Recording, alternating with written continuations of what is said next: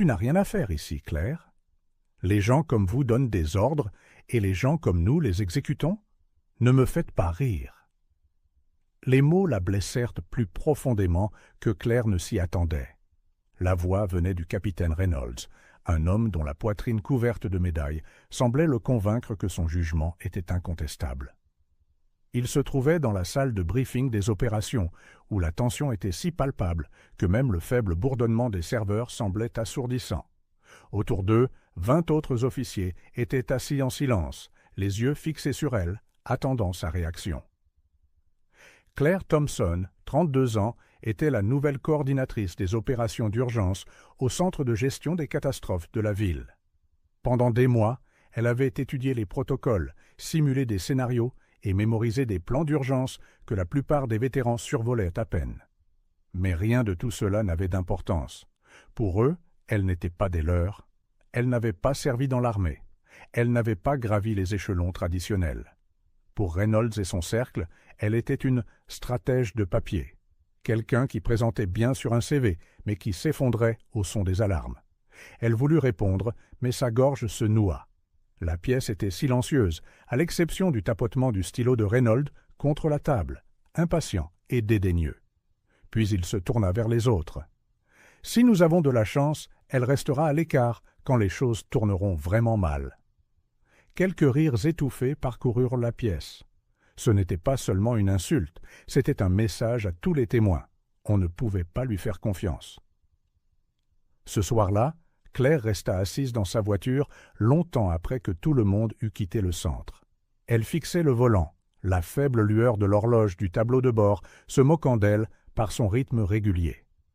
Elle se repassa chaque seconde de la réunion, chaque regard, chaque sourire en coin, chaque témoin silencieux qui n'avait rien dit. Elle songea à démissionner, mais démissionner ne ferait que confirmer leurs doutes. La vérité, c'est que Claire avait choisi cette voie pour une raison. 2 ans plus tôt, une inondation avait dévasté sa ville natale, laissant des centaines de déplacés et des dizaines de morts.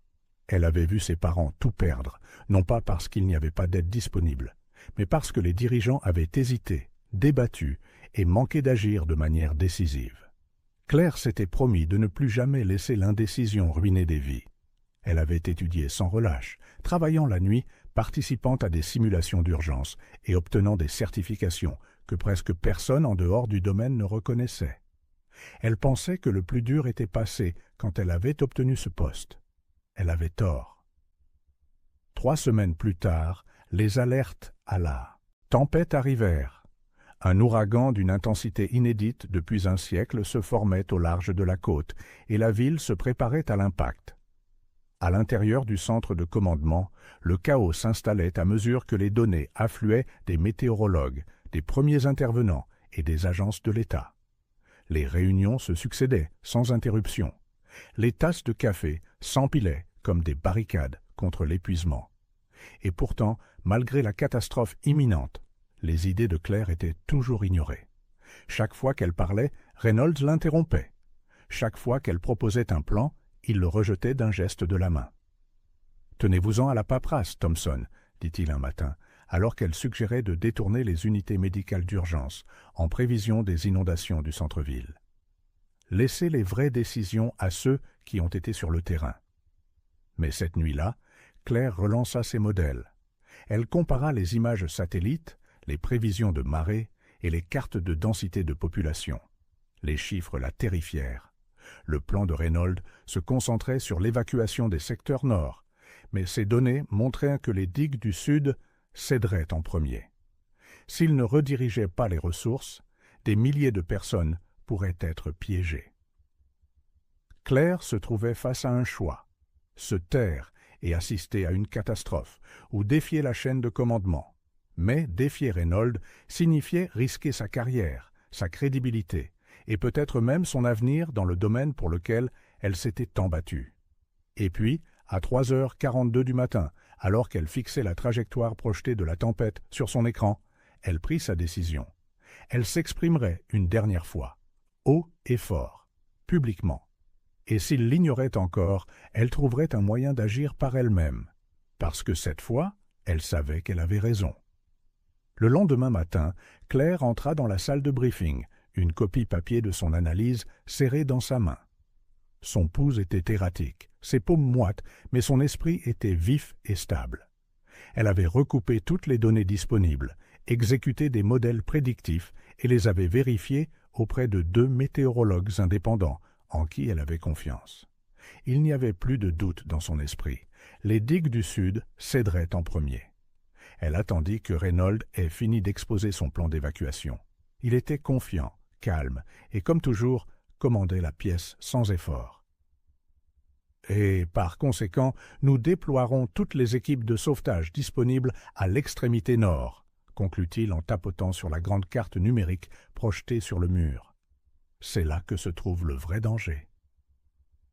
Claire se leva avant qu'il ne puisse clore la réunion. « Avec tout mon respect, mon capitaine, dit-elle, sa voix claire malgré les battements dans sa poitrine. Votre plan laisse plus de 80 000 résidents du Sud complètement exposés.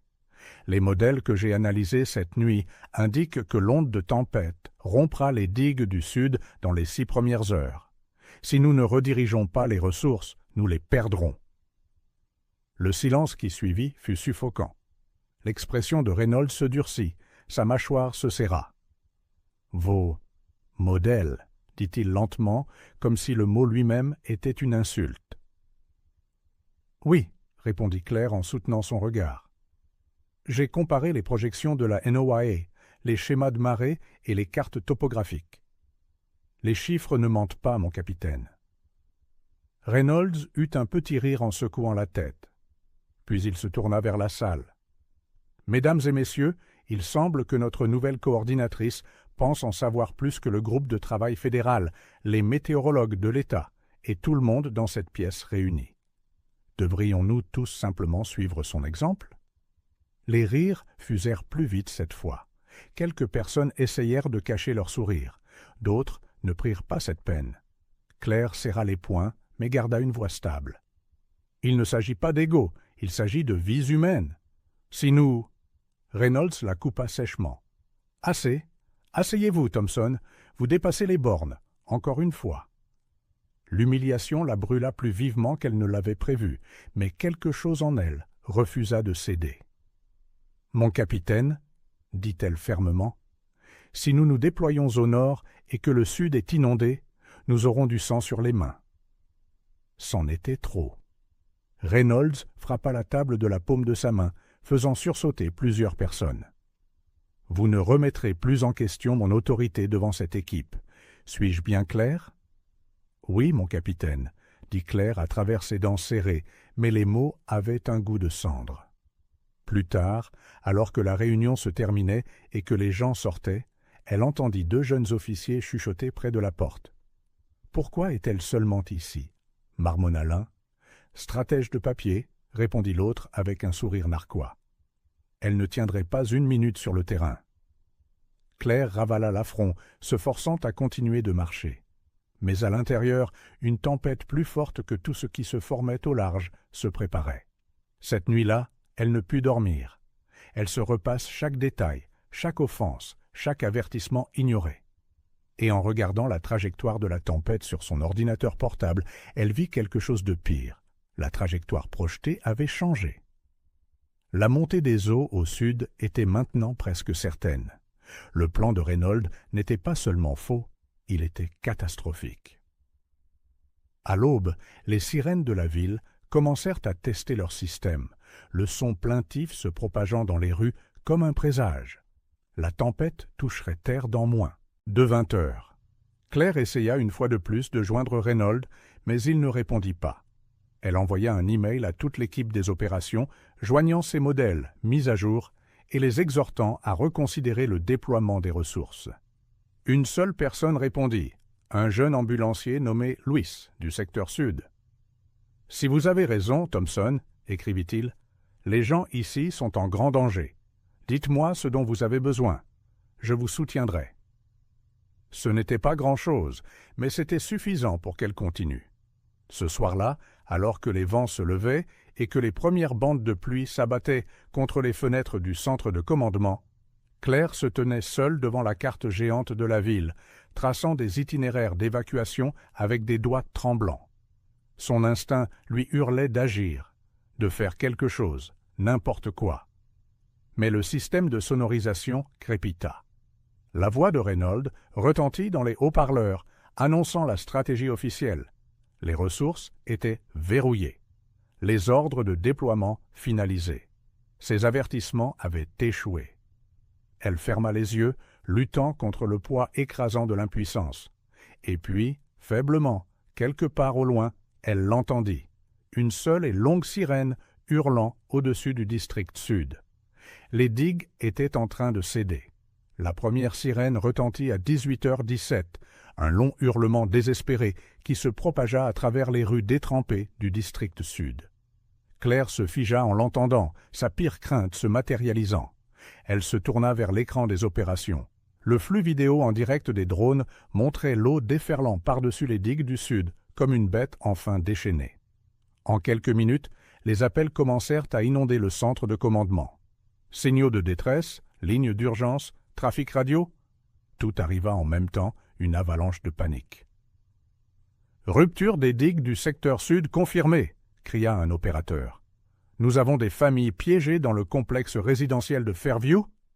Les ambulances ne peuvent pas passer. Les routes sont sous 60 cm d'eau. » Le chaos éclata autour d'elle, mais Reynolds se tenait au centre de tout cela, immobile, pâle, mais obstiné. « Maintenez le cap !» aboya-t-il en frappant du poing sur la console.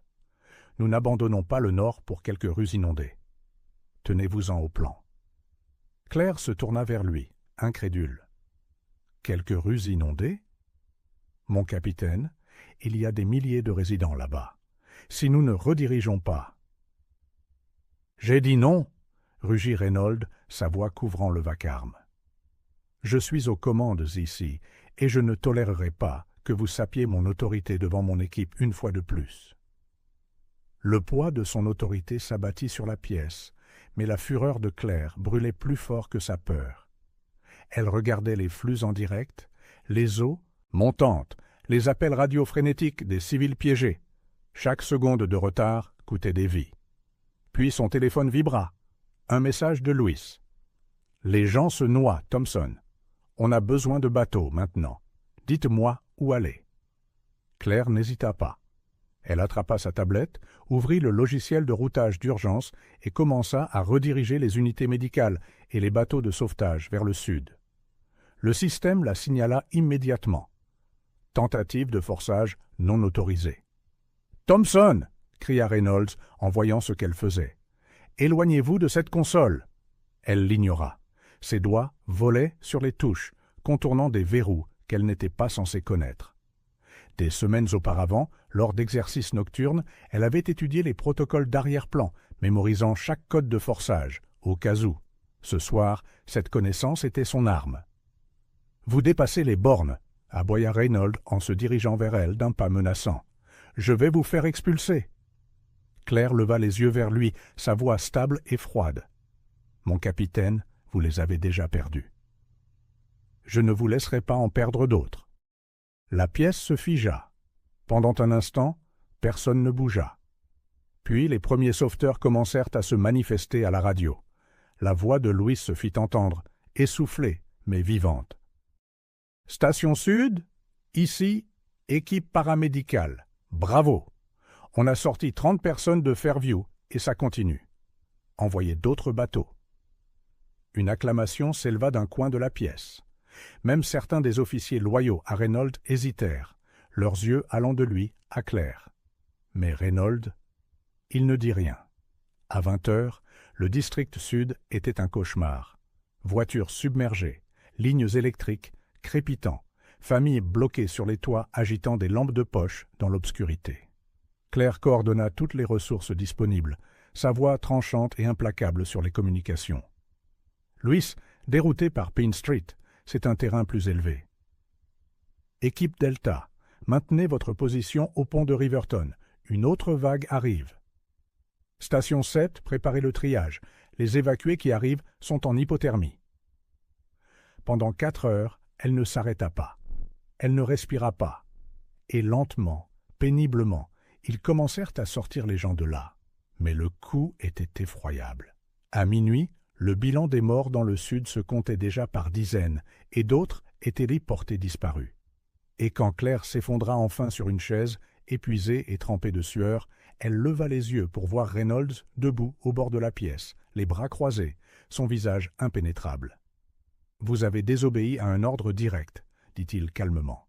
« J'ai sauvé des centaines de vies, » répondit Claire d'une voix rauque. Il ne répondit pas. Il se contenta de tourner les talons et de sortir, laissant derrière lui le poids de son silence. Dehors, la tempête faisait toujours rage. La ville se noyait, mais Claire avait fait son choix. Et maintenant, il n'y avait plus de retour en arrière possible. Le matin arriva lentement, caché derrière un ciel gris violacé. La tempête était passée, mais la ville était méconnaissable. Les rues étaient des rivières de débris. Les voitures gisaient renversées comme des jouets abandonnés, et des hélicoptères survolaient le district sud, transportant les blessés vers des centres de triage improvisés. À l'intérieur du centre de commandement, l'épuisement se lisait sur tous les visages. Des opérateurs étaient affalés sur leurs bureaux, des médecins dormaient assis, et les radios bourdonnaient d'un faible grésillement constant. Claire était assise, seule, près de la table des opérations, tenant une tasse de café tiède qu'elle n'avait pas touchée. Ses muscles lui faisaient mal, sa voix était éraillée, et ses yeux brûlaient de manque de sommeil. Mais rien de tout cela n'importait. Ils avaient sauvé des centaines de personnes, peut-être plus. Pourtant, au lieu du soulagement, un malaise lancinant lui tordait l'estomac. Reynolds avait à peine parlé depuis la nuit dernière, mais quand il le faisait, sa voix portait une fureur calme et contenue. À 9h12, elle fut convoquée dans le bureau du directeur. Le couloir semblait plus froid que d'habitude, tandis qu'elle marchait, ses bottes trempées, couinant doucement sur le carrelage. À l'intérieur, Reynolds était déjà là, debout, raide, près de la fenêtre, les bras croisés. Le directeur Hayes était assis derrière le bureau, son expression indéchiffrable. « Claire, » commença Hayes, « comprenez-vous pourquoi vous êtes ici ?» Elle déglutit difficilement, mais hocha la tête. « J'ai désobéi à un ordre direct. » Reynolds se tourna alors, ses yeux aussi vifs que du verre. « Pas seulement un ordre. Vous avez compromis la sécurité opérationnelle, redirigé des ressources sans autorisation et failli fracturer la chaîne de commandement au milieu d'une crise. » Claire soutint son regard, refusant de scier.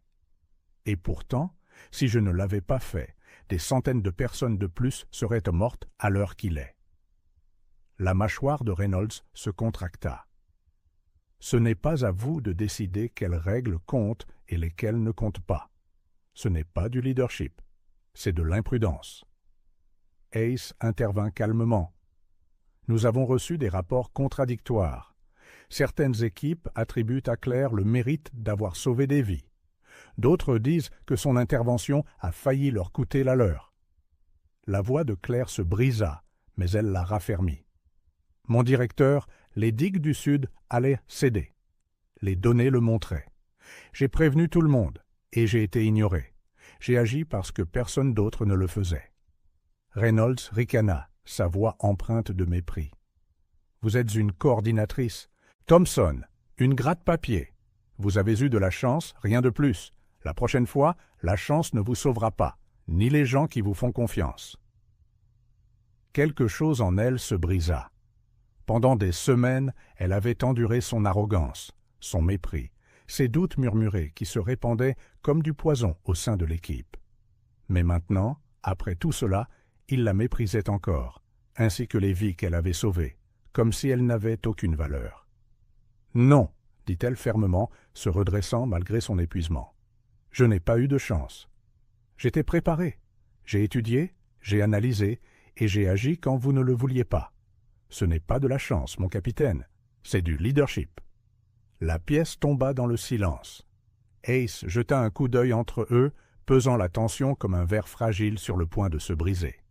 Finalement, il expira et se pencha en arrière dans son fauteuil. « Vous soumettrez tous les deux des rapports officiels, » dit-il d'un ton neutre. « Je les examinerai et prendrai une décision. » Claire hocha la tête une fois, et quitta la pièce sans un mot de plus. Mais l'heure des comptes ne s'arrêta pas là. Dans l'après-midi, des rumeurs s'étaient répandues dans le centre de commandement. Certains saluaient Claire comme la raison pour laquelle des milliers de personnes avaient survécu. D'autres la qualifiaient d'imprudente, disant qu'elle avait joué avec les ressources et les vies. Les réseaux sociaux s'étaient déjà emparés de l'histoire. Des images de drones tremblantes montrant des bateaux de sauvetage bravant des courants déchaînés sous ses ordres étaient devenues virales. Les fils de commentaires brûlaient de débats. Héroïne ou risque? A désobéi aux ordres, mais a sauvé des vies. Est-ce le genre de leader dont nous avons besoin, ou celui que nous ne pouvons pas nous permettre? Partout où Claire allait, elle sentait le poids de leurs regards. Certains étaient reconnaissants, certains étaient rancuniers, et certains, comme Reynolds, aiguisaient de leur couteau, attendant qu'elle fasse un faux pas. Ce soir-là, alors qu'elle était assise sur le bord de son lit de camp dans les quartiers du personnel faiblement éclairés, Louis apparut dans l'embrasure de la porte, taché de boue et les yeux creux, mais souriant faiblement. « Vous avez bien fait, Thompson, » dit-il doucement. « Vous avez sauvé mon district. » Elle réussit à esquisser un sourire fatigué. « Nous les avons sauvés.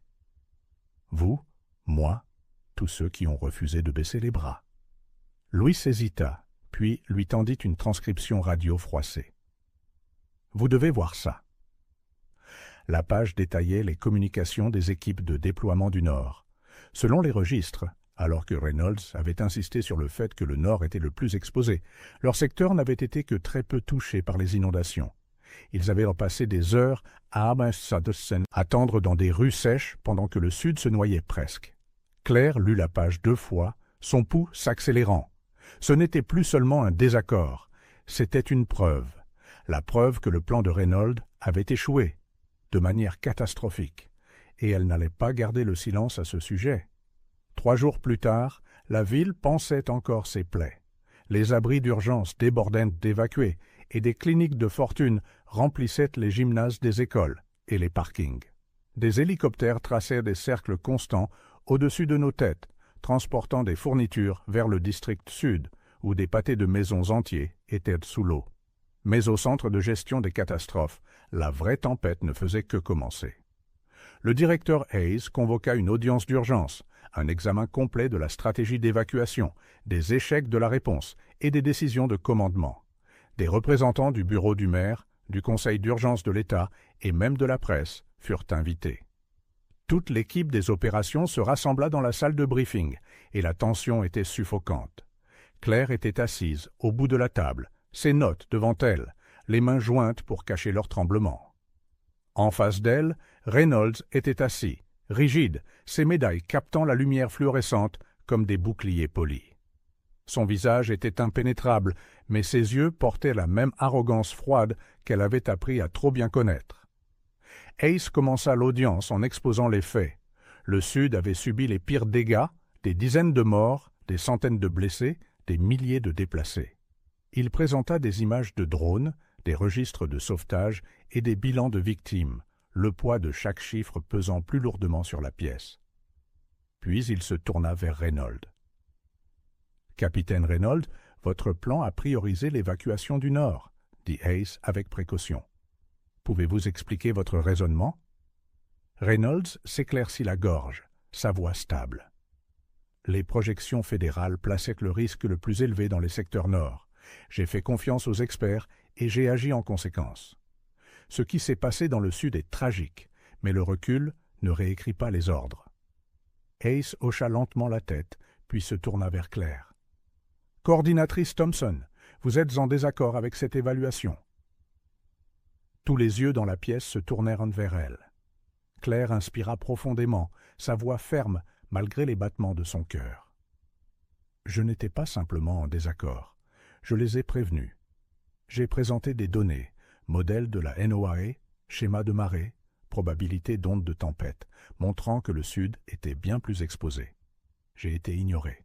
Et quand les digues ont cédé, des gens qui n'auraient pas dû mourir sont morts. » Un murmure se propagea dans la pièce. Reynolds se pencha en avant, sa voix tranchante. C'est du révisionnisme. Vous n'aviez aucune expérience opérationnelle, Thompson. Vous avez joué avec des contournements non autorisés et risqué de diviser nos équipes alors que l'unité était cruciale. Claire ne s'y a pas. Elle fit glisser la transcription radio sur la table. Ceci provient des registres de déploiement du Nord. Vos équipes ont attendu dans des rues sèches pendant des heures, pendant que des familles se noyaient dans le Sud. Ce n'est pas du recul, capitaine. C'est une preuve. Silence. Hayes prit la transcription, la parcourut et fronça les sourcils. Un murmure s'amplifia cette fois. Les membres du conseil se penchèrent, échangeant des regards. Finalement, l'un des responsables de l'État prit la parole. « Est-ce exact, capitaine Reynolds ?» Reynolds hésita pour la première fois. « Nous avons agi sur la base des renseignements que nous avions, » dit-il lentement, mais sa voix manquait de son assurance habituelle. Louis, assis tranquillement au fond de la pièce, se leva.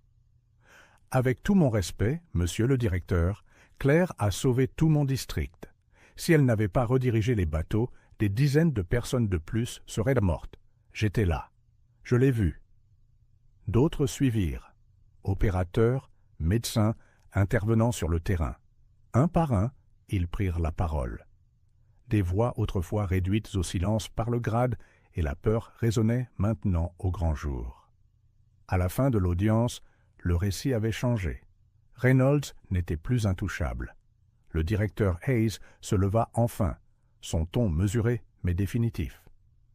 Avec effet immédiat, tous les protocoles d'intervention feront l'objet d'un examen indépendant. Coordinatrice Thompson, vos actions ont peut-être contourné la procédure, mais votre prévoyance a sauvé d'innombrables vies. Vous continuerez à diriger les opérations post-catastrophe. Claire cligna des yeux, momentanément abasourdie. Elle ne voulait pas d'applaudissements, elle voulait la justice, et que les personnes disparues soient commémorées. Mais en regardant autour d'elle, en voyant les visages de ceux pour qui elle s'était battue, elle ressentit quelque chose qu'elle n'avait pas ressenti depuis des semaines, un sentiment de justification. Reynolds se tenait silencieusement, la mâchoire serrée, son autorité fracturée. Pour la première fois, il semblait plus petit. Cette nuit-là, Claire retourna sur le balcon du centre de commandement qui surplombait la ville. Les sirènes étaient silencieuses maintenant, le ciel calme, les rues se vidaient lentement de leurs eaux. En bas, des familles se retrouvaient, des volontaires formaient des chaînes humaines avec des seaux et des médecins se déplaçaient entre les tentes. Louis la rejoignit, lui tendant une tasse de thé chaud. « Vous l'avez fait ?» dit-il doucement. Elle secoua la tête, regardant les lumières du district sud se rallumer. « Non, » répondit-elle, sa voix calme mais ferme. « Nous l'avons fait. Et la prochaine fois, personne n'aura à se battre aussi durement juste pour être entendu. » Le vent portait la faible odeur de terre humide et d'eau salée, mêlée au murmure d'une ville encore en convalescence. Claire expira profondément, sachant que la bataille ne concernait pas seulement les tempêtes ou les sirènes. Elle concernait le leadership, le courage et le refus de se taire quand cela comptait le plus. Parce que parfois, les avertissements les plus retentissants viennent des voix que personne ne veut entendre.